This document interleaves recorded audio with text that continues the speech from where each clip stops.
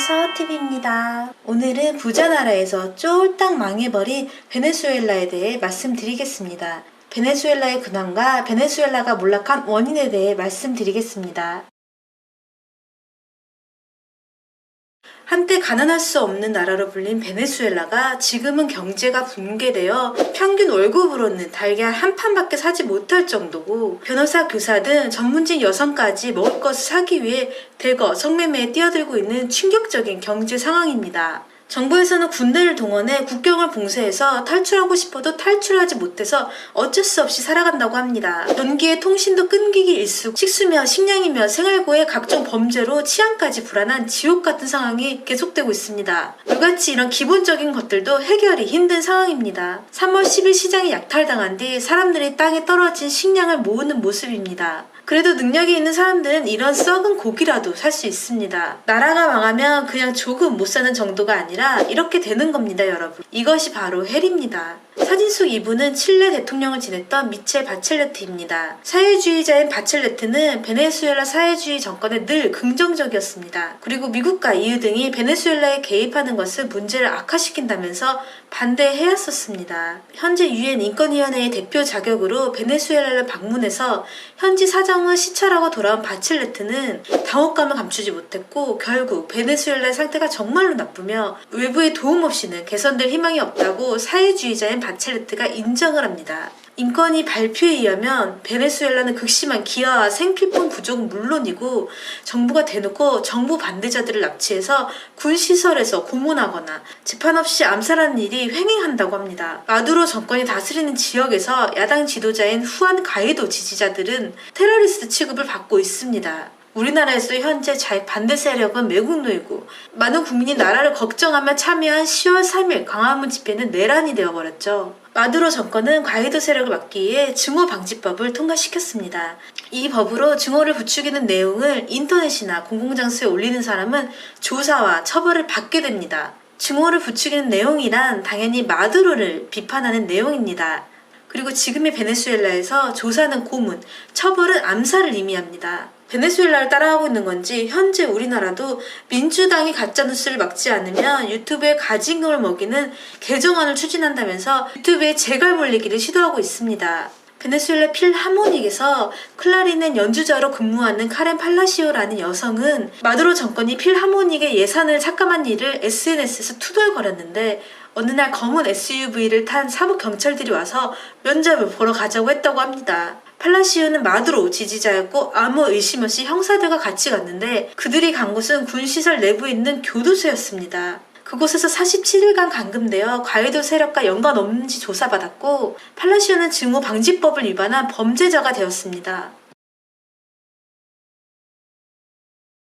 가난한 농업국에서 자원대국으로 발전한 베네수엘라의 전환점은 1922년이었습니다. 그해 12월 노열드 치셀 그룹은 베네수엘라 북서부 호수의 한 시추공에서 커다란 기름 줄기가 좁기 수십 미터까지 치솟는 것을 발견했습니다. 이때부터 세계는 베네수엘라에 풍부한 석유가 매장되어 있다는 사실을 알았습니다. 1970년까지 베네수엘라 전역에서 총 57개의 유전이 발견되었고, 확인된 매장량은 세계 1위이고 석유 매장량 또한 세계 10%에 달했습니다. 베네수엘라 국민들은 이때부터 석유에 의존해 잘 살기 시작했고, 1인당 GDP는 브라질과 콜롬비아 등의 인접 국가보다 훨씬 많았으며 미국과도 큰 차이가 없었습니다. 석유는 베네수엘라 수출 소득의 76%와 재정 수입의 절반을 차지했습니다. 그러나 이와 동시에 석유로 인한 부패가 시작되었고 권력 계급이 생겨났으며 빈부격차가 심해졌습니다. 그래서 많은 하층 국민들이 이에 원망을 품기 시작했는데, 이때 차베스가 혜성처럼 나타났습니다.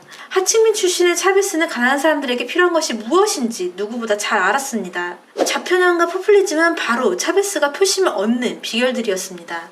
1998년 대선 때 그는 베네수엘라 국민들에게 최상의 복지를 약속했고, 가난한 사람들의 압도적인 지지를 얻어 당선이 됩니다. 취임 후 차베스는 대외적으로 반미 깃발을 높이 내걸며 민족 포퓰리즘에 부응했고 그는 대내적으로 공약을 실천하기 시작해서 베네수엘라에 무상 의료와 무상 교육을 제공하고 200만 채의 집을 지어 무상으로 가난한 사람들에게 살게 해줄 뿐만 아니라 심지어 석유도 공짜로 쓸 수 있는 21세기 사회주의를 건설하겠다고 선언했습니다. 이 정책들이 빈민들의 민생을 개선하고 빈곤율을 낮춘 것은 사실입니다. 그 중에서도 차베스가 제일 먼저 착수한 정책이 바로 빈민가를 중심으로 협동조합을 결성한 것입니다. 말이 좋아 협동조합이지 실제로는 돈을 주고 가난한 자들의 표를 사는 행위였습니다. 겉으로는 빈민들로 하여금 협동조합을 결성하게 해서 자립하게 해준다는 것이었는데 빈민들은 교육 수준도 낮고 삶도 힘들었기 때문에 정부가 빌려준 자본금을 떼먹고 낮아빠지기 일쑤였습니다. 그런데도 빈민들의 표가 필요했으니까 정부는 계속 돈을 주어서 협동조합을 육성시켰습니다. 전 세계를 막론하고 자익 정권 특징은 시장에서 경쟁력 없는 조직들에게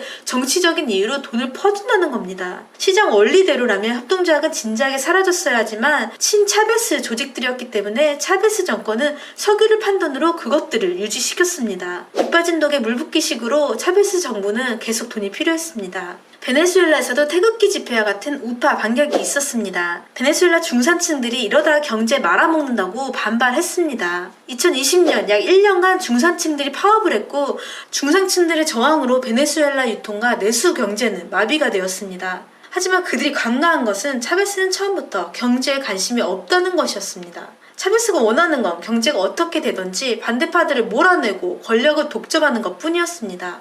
차베스는 오히려 잘됐다고 좋아하면서 자기에게 반기를 든 상공인, 지식인, 중산층들을 모조리 숙청합니다. 그들의 재산을 빼앗고 영향력 있는 자리에서 해임하고 투옥시킵니다. 이 일로 차베스의 반대파들은 2003년경에 미국, 콜롬비아, 브라질 등으로 일제히 떠나버리고 결과적으로 베네수엘라는 차베스 지지자들만 남게 됩니다. 우사무가 노란색을 내세운 것처럼 차베스의 지지자들은 붉은색을 씁니다. 반대파를 몰아낸 차베스는 협동조합을 점차 확대하기 시작합니다. 그리고 근로자 이사제를 도입하게 됩니다. 이게 무슨 뜻이냐면 실제로 일하는 노동자들이 직접 경영에 참여해야 한다는 소리인데 한국에서 민노총이나 박원순이 계속 요구하는 것이기도 합니다. 정부의 사주를 받은 노조들이 근로자 이사제를 요구하면서 계속 파업을 벌이자 결국 외국계 기업들도 베네수엘라에 대한 희망을 버리고 다들 철수하게 됩니다. 그리고 베네수엘라 정부는 외국계 자본 소유의 공장을 헐값에 매입해서 노조들에게 헐값에 팔았습니다. 이 사진을 보면 베네수엘라 코카콜라 공장에서 노동자들의 대대적인 파업을 일으켜서 결국 코카콜라는 베네수엘라에서 철수하기로 합니다. 지금 베네수엘라 정부가 압류한 코카콜라 공장은 어떻게 되었을까요? 설탕을 수입할 수 없어서 돌리지도 못합니다.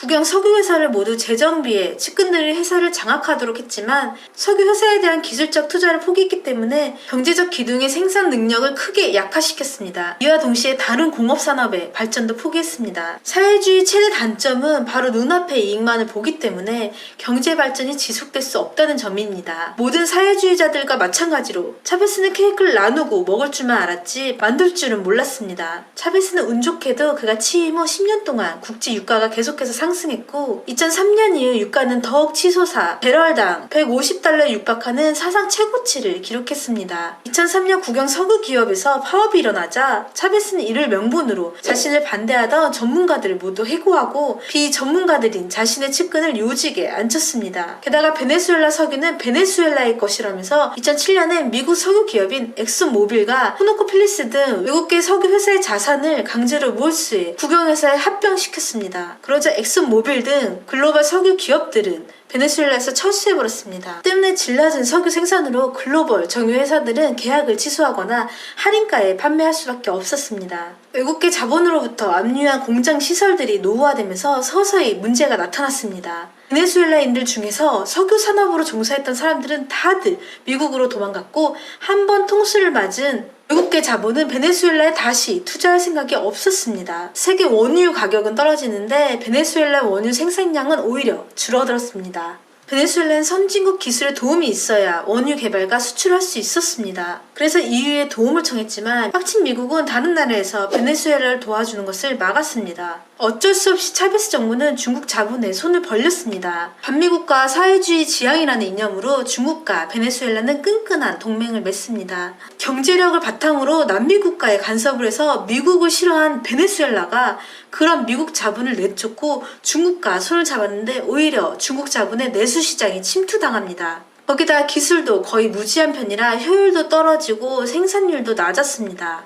그렇게 남미에서 제일 풍요롭던 나라를 지옥으로 만들어 놓고 차베스는 편하게 눈을 감았습니다. 베네수엘라의 경제가 어려움에 직면했는데도 복지에 젖은 베네수엘라 국민들은 계속해서 자익 마두로를 선택합니다. 하지만 더 이상 석유로 막대한 돈을 벌어들여서 복지를 할 행운도 없었고, 마두로는 차베스만큼 독재자이고 부패하고 무능했기 때문에 베네수엘라는 점점 더 붕괴합니다.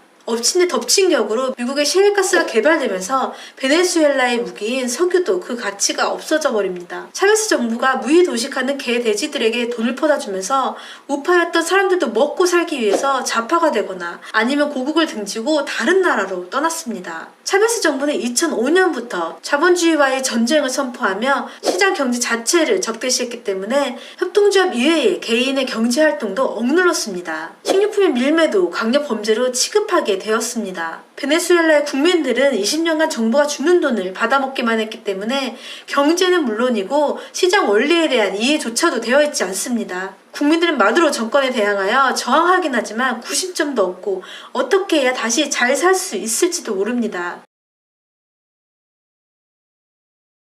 한국 자익이 만들려고 한 나라는 바로 베네수엘라입니다. 박원순을 필두로 많은 자익 정치인들이 베네수엘라 모델을 한국에 전파하려고 했습니다. 기존의 자산들을 팔아서 일단 지금 흥청망청 쓰고 나중에는 모르겠다.